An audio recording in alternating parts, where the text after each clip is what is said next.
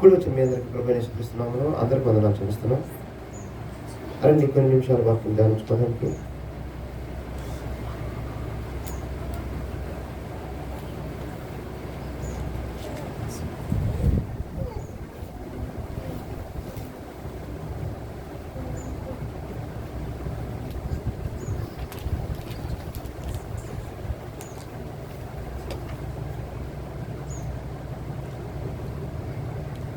రెండో కొరింథీ పత్రిక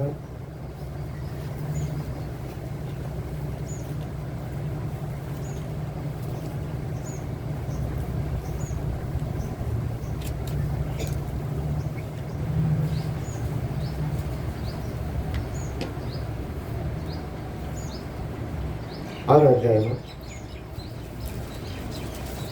18వ వచనం.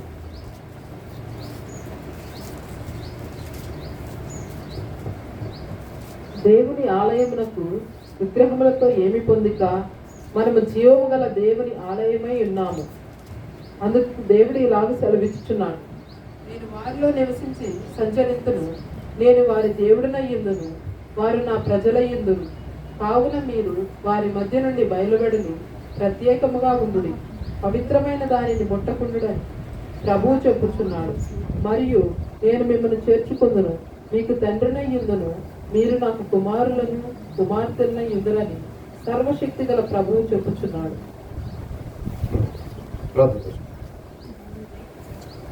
మహాపరిశుద్ధ తండ్రి స్తోత్రం చెల్లిస్తున్నాను. మీ పరిశుద్ధాత్మే నాకు మా అందరికి బోధించినట్లుగా కృపదయించాను. సమస్తము తండ్రి ఈ మాటలు వినిచున్న ప్రతి వారి హృదయంతరంగమని తెలిసి ప్రభు మీ జీవాత్మ లోనికి ప్రవేశించినట్లుగా మీ కొరకు ఆత్మీయంగా ఫలించి కృపదయించాను.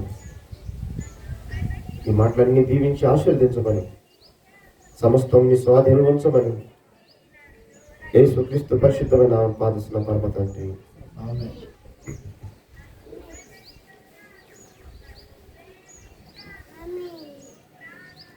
ఈ 18 మనం చూస్తున్నాం.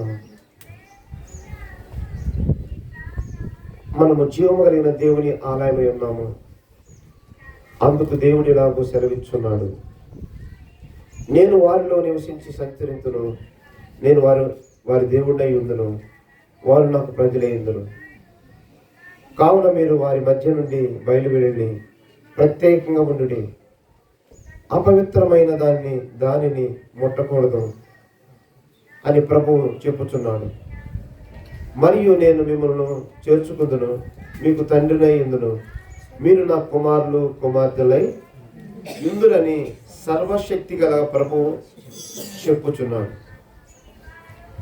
సర్వశక్తి కలిగిన ప్రభువు చెప్పుచున్నాడు. ఈ సర్వశక్తి కలిగినటువంటి ప్రభువు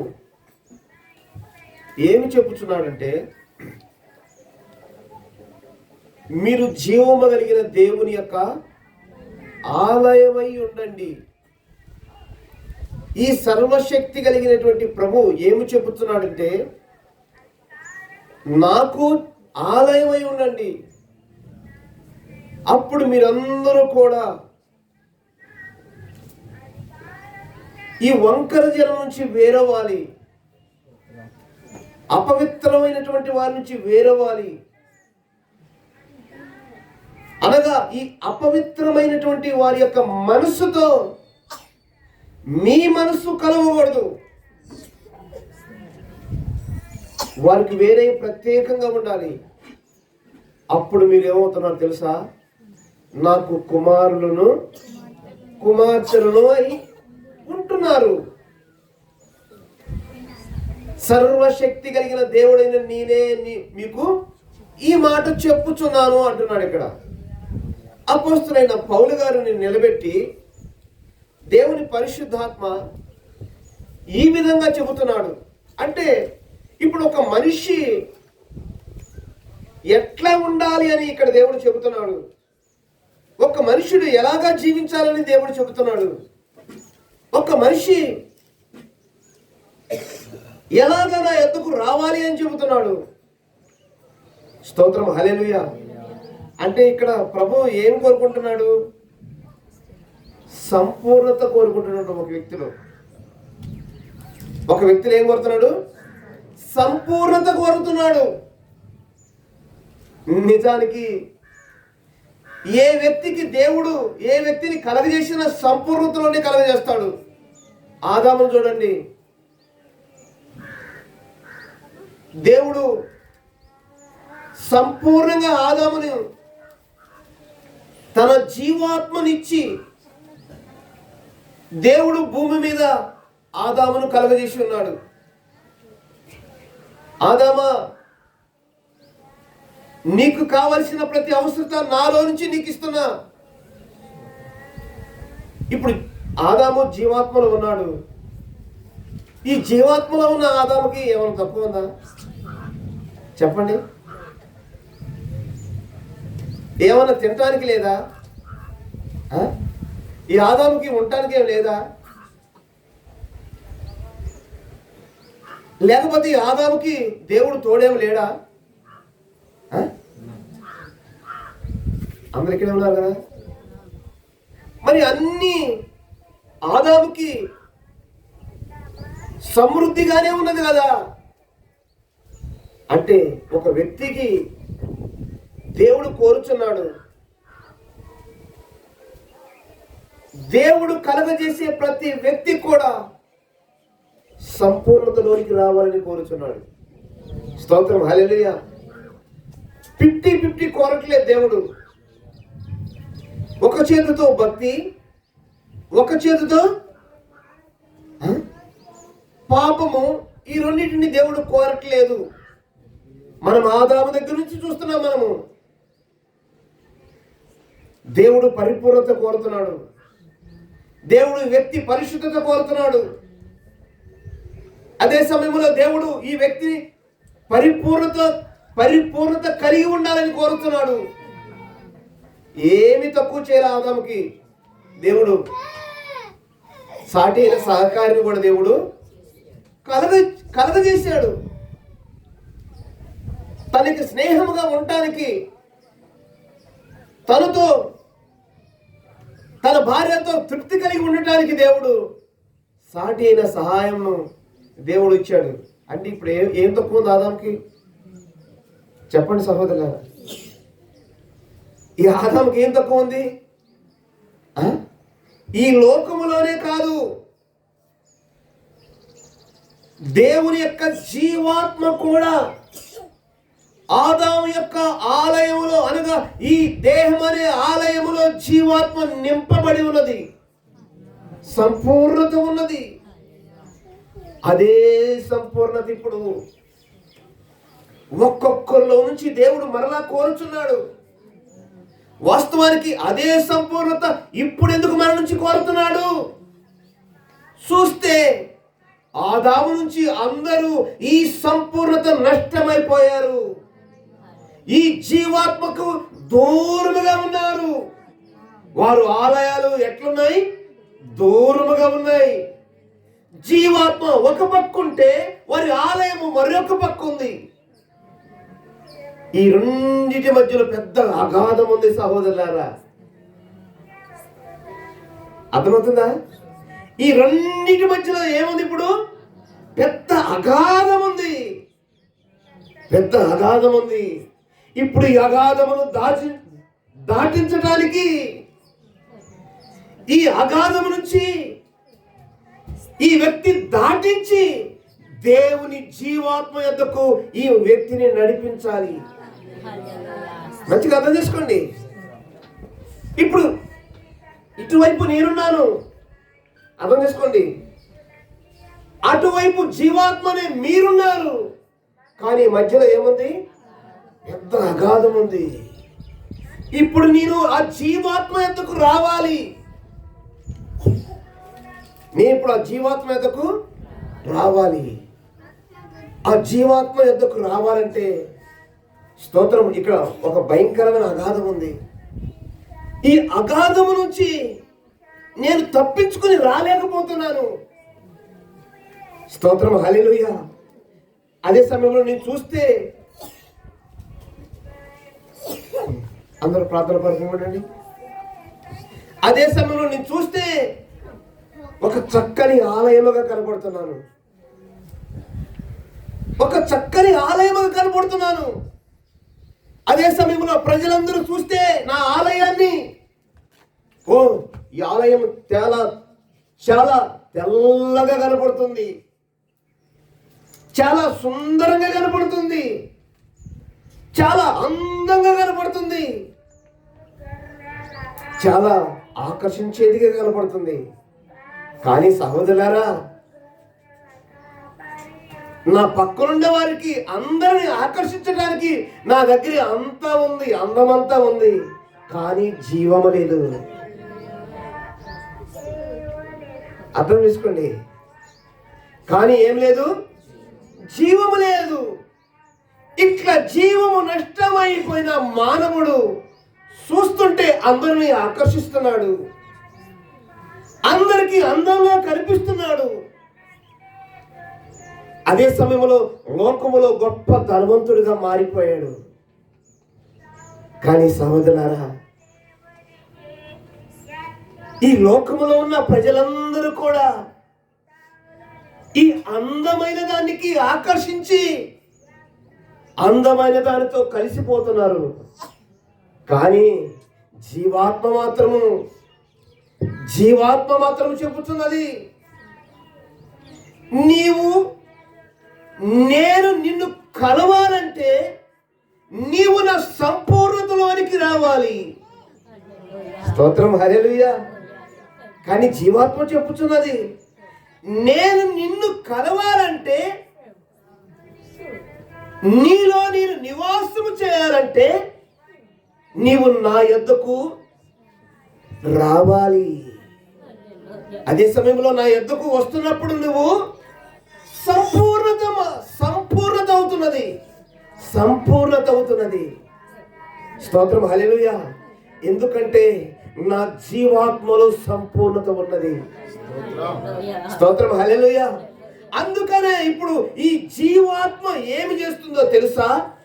నిన్ను నా కుమారుడుగా చేస్తుంది, నిన్ను నా కుమార్తెగా చేస్తుంది. స్తోత్రం, హల్లెలూయా. జీవము కలిగిన ప్రభు అయి ఉంటాను అప్పుడు మీకు నేను. స్తోత్రం, హల్లెలూయా. ఏం చెప్తున్నాడు?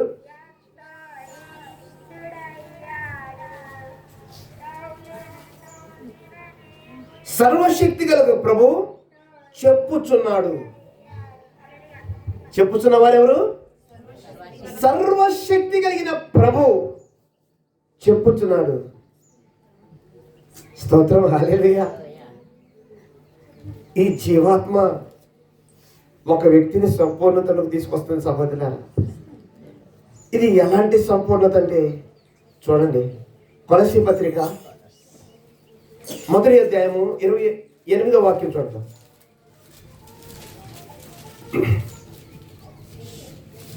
కొలస్సీ పత్రిక 1వ అధ్యాయము 28వ వాక్యం. ప్రతి మనిషిని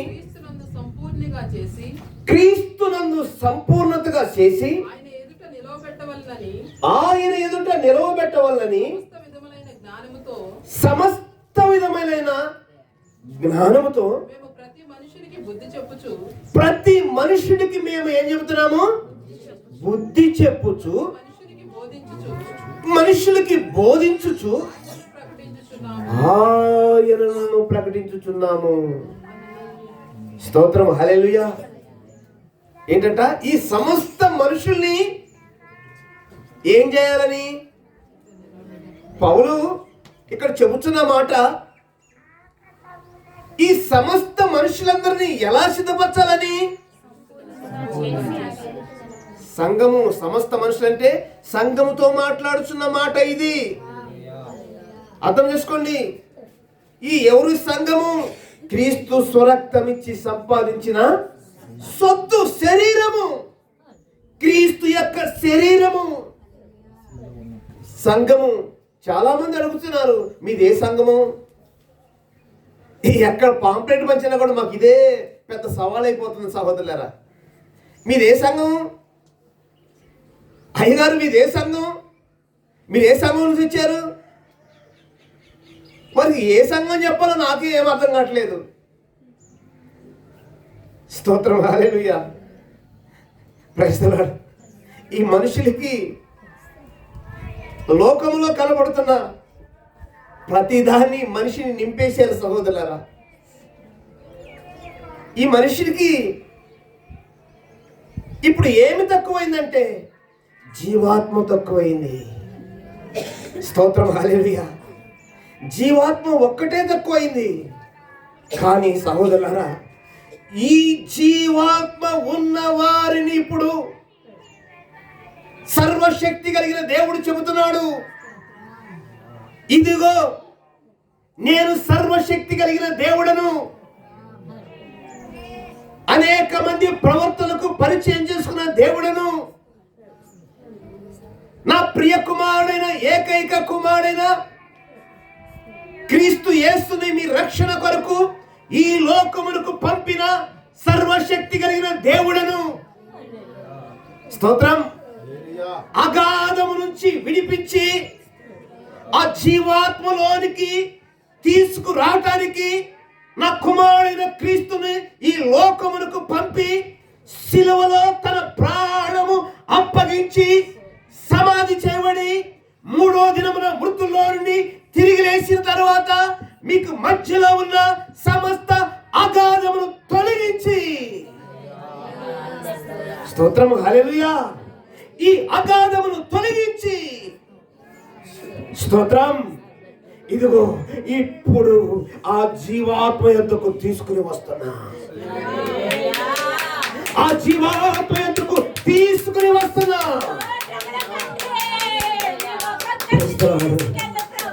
హల్లెలూయా, హల్లెలూయా, హల్లెలూయా, ఆమేన్. ఆ జీవాత్మ ఎందుకు తీసుకొస్తున్నప్పుడు ప్రశ్నలాడు, హల్లెలూయా, వస్తున్న వారిని ఇప్పుడు పిట్టిగా చేయటానికి కాదు, సంపూర్ణంగా మార్చటానికి, సర్వ ప్రజల్ని నేను సంపూర్ణతలోనికి నడిపించడానికే నా కుమారుడైన క్రీస్తుని సిలువకు అప్పగించింది. ఇదిగో మీకును నా జీవమునకు మధ్యలో ఉన్న అగాధాన్ని నేను తీసివేసింది. ఎందుకో తెలుసా? స్తోత్రం, నేను సంపూర్ణంగా మార్చటానికి. మిమ్మల్ని సంపూర్ణంగా మార్చటానికి, మనుషులందరినీ సంపూర్ణంగా మార్చటానికి. స్తోత్రం, హల్లెలూయా, ప్రైజ్ ది లార్డ్. చూడండి, ఎఫెసీ పత్రిక 4వ అధ్యాయము 11వ వాక్యం చూద్దాం. మనమందరము విశ్వాస విషయములోను దేవుని కుమారుని గూర్చిన జ్ఞానము యొక్క విషయములోను ఏకత్వము పొంది ఏం పొందాలంట? ఏకత్వము పొంది సంపూర్ణ పురుషులకు వరకు, అనగా క్రీస్తునకు కలిగిన సంపూర్ణతకు సమానమైన సంపూర్ణత గలవారమగుటకు. ఇప్పుడు కొంచెం అర్థం చేసుకోండి. ఎవరితో సంపూర్ణత కావాలి ఇప్పుడు? స్తోత్రం, హల్లెలూయా. ఎవరితో సంపూర్ణత కావాలి? దేవుని కుమారుడైన క్రీస్తు. దేవుని కుమారుని యొక్క క్రీస్తు యొక్క సంపూర్ణతలోనికి ఇప్పుడు ఎవరు వెళ్ళాలి? తన స్వరక్తమిచ్చి సంపాదించిన సొత్తు అయిన సంఘమనే శరీరము. ఈ సంఘమనే శరీరము, ఈ సంఘమనే శరీరము ఇప్పుడు ఈ శరీరము ఎవరి శరీరంగా మారాలి? స్తోత్రం, హల్లెలూయా. ఈ రక్తములో కడగబడిన కొనబడినటువంటి ఈ శరీరము, అనగా నా శరీరము, ఒకవేళ కడగబడిన మీ శరీరము ఇప్పుడు ఎవరి శరీరముగా మారాలి? ఇప్పుడు మన శరీరాలు తొలగిపోవాలి, మనందరము క్రీస్తు శరీరంలోకి రావాలి. ఇది క్రీస్తు ఆత్మ చేత కట్టబడుతున్న సంఘం. ఇది క్రొత్త నిబంధన సంఘం. ఇది యేసు క్రీస్తు రక్తమిచ్చి ప్రాణమిచ్చి కొంటున్న సంఘం. ఈ సంఘమునకు అధ్యక్షుడు పాస్టర్ కాదు, సంఘ పెద్ద కాదు, పాస్టరమ్మ కాదు, పరిశుద్ధాత్మనే సర్వశక్తి కలిగిన దేవుడు అధ్యక్షుడిగా నియమించి ఉన్నాడు. ఈ పరిశుద్ధాత్ముడు బోధిస్తున్నప్పుడు అగాధము తొలగిపోతున్నది, మరణము తొలగిపోతున్నది, పాతాళము తొలగిపోతున్నది. ప్రతి వారు జీవం పొందుకుంటున్నారు. హల్లెలూయా, హల్లెలూయా. ఈ సంపూర్ణత క్రీస్తు సంపూర్ణతలోనికి తీసుకురావడానికి అందుకే మా పరిచర్య ఇదే. పౌలు స్తోత్రములు చెప్పుచున్నాడు సహోదరులారా, ఇదే పౌలు చెప్పుచున్నాడు. ఓ ఇప్పుడు ఈ చెలపాడులో ఉన్న సంఘస్థులారా, మీ యొక్క శరీరములు మీకు లాగా ఉండటానికి కాదు. ఒక్కొక్కరి శరీరములు ఇప్పుడు క్రీస్తు యొక్క శరీరములోనికి మారిపోడుగాక. హల్లెలూయా, హల్లెలూయా, హల్లెలూయా. క్రీస్తు శరీరములోనికి వెళితే శిరస్సు నీది నాది కాదు. ఈ శరీరమునకు శిరస్సు క్రీస్తే. క్రీస్తే ఏ శరీరమునకు క్రీస్తు శిరస్సుగా ఉన్నాడు.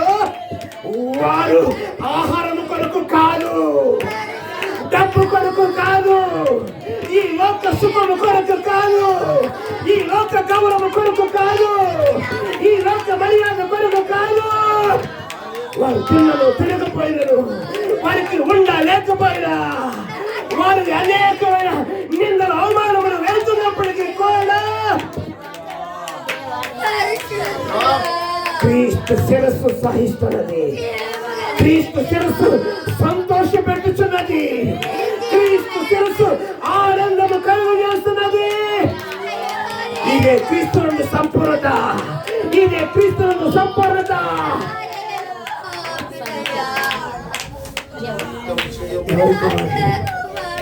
ఎవరికి కావాలి?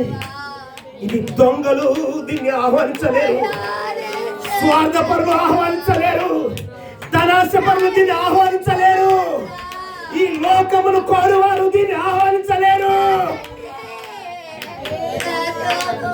ఎవరైతే ఆ సర్వశక్తిమంతుని దేవునికి నేను కుమార్తెను కావాలి, ఆ క్రీస్తు వెళ్ళిన అడుగు జాడలలో నేను నడవాలి, ఆ క్రీస్తు నా కొరకు శ్రమ పడిన గెచ్చమనే అనుభవం నాకు కావాలి.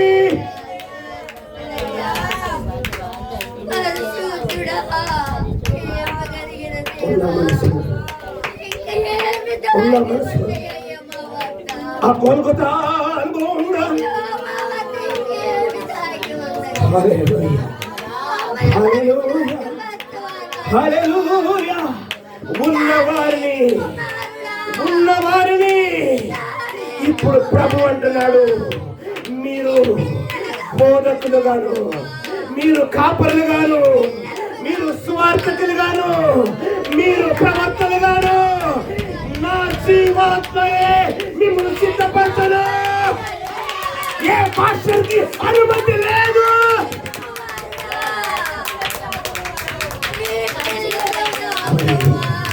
Glory, glory, hallelujah, hallelujah, hallelujah, hallelujah. Pastor కావాలా, పరిశుద్ధాత్మ కావాలా? పాస్టర్ కావాలా, పరిశుద్ధాత్మ కావాలా? సంఘ పెద్ద కావాలా, క్రీస్తు ఆత్మ కావాలా?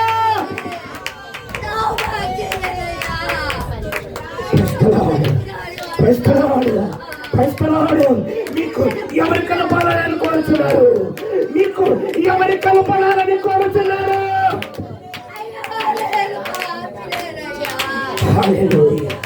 ఎవరి మీద ఆనుకుంటున్నారు? మీరు ఎవరి మీద ఆనుకుంటున్నారు? స్తోత్రం, స్తోత్రం, స్తోత్రం. మనసుంటే ఇప్పుడే నిజముగా ఒక నిజమైన మారు మనసు పొంది సంపూర్ణతకి దాటి వెళ్ళిపోదాము.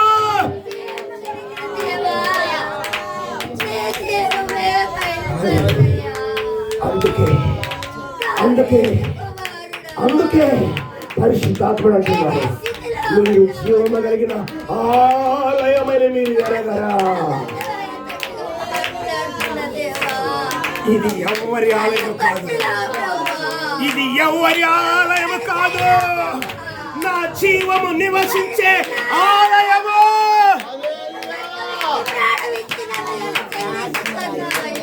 ఇంకా స్వార్థపడ్డారా? ఇంకా దొంగలారా?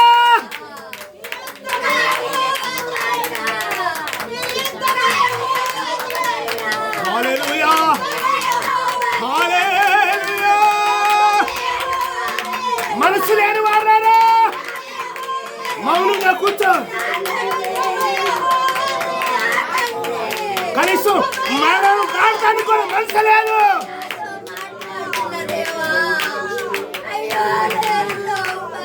హల్లెలూయా.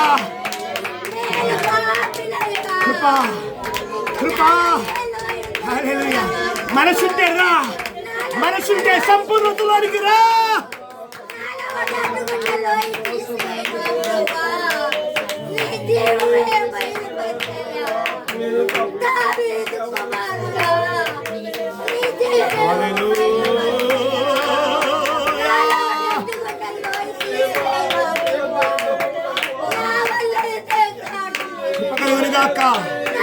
కృప కలుగునుగాక, కృప కలుగునుగాక.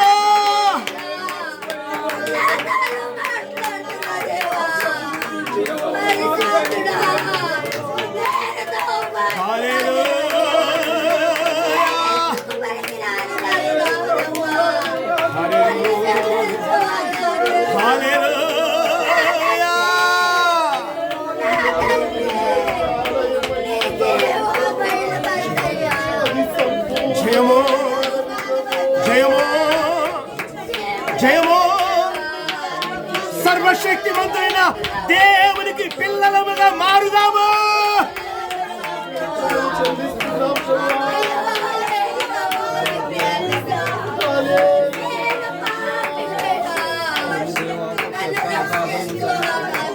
రక్తం చేయం, రక్తం చేయం.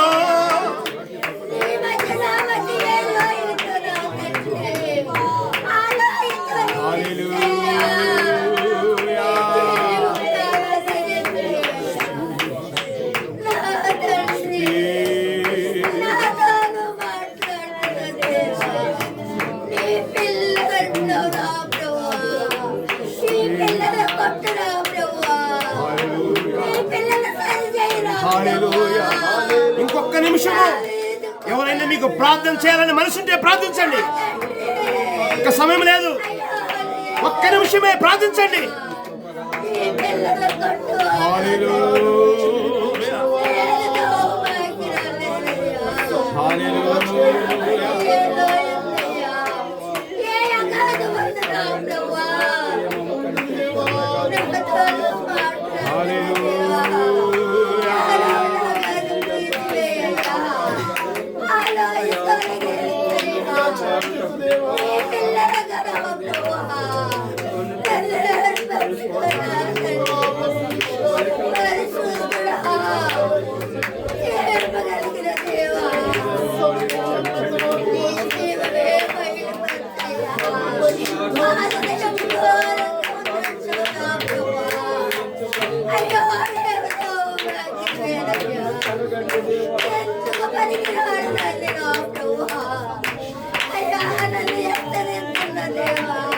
ఆమేన్.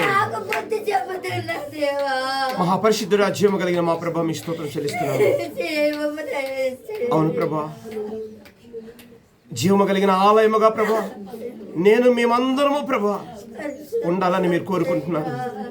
ఎందుకంటే ప్రభా మీ జీవం లేనిదే ప్రభా ఏ ఆలయము కూడా తండ్రి మీ వద్దకు చేరదని ప్రభువా, మీ జీవము లేని ప్రతి ఆలయము కూలగొట్టబడుతుందని,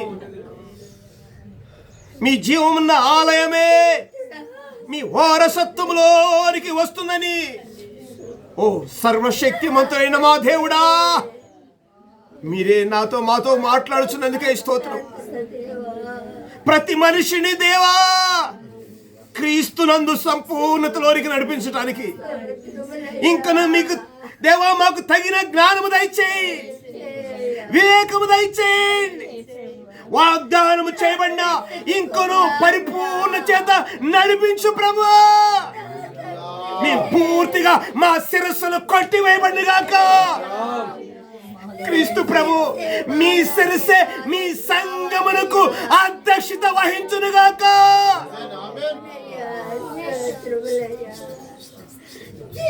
మీ సంపూర్ణ చిత్తం మా పట్ల జరిగినట్లుగా మీ కుమారులు కుమార్తెలుగా మార్చబడి ప్రతి వారు నిజముగా ప్రభువా ఒక ప్రవర్తగా, ఒక అపోస్తునిగా, ఒక స్వార్థికుడిగా, ఒక కాపరిగా, ఒక బోధకుడిగా ప్రభువా మీరే మీ పరిశుద్ధాత్మతో సిద్ధపరచుము తండ్రి. మీ సంపూర్ణతలోనికి నడిపించు ప్రభు.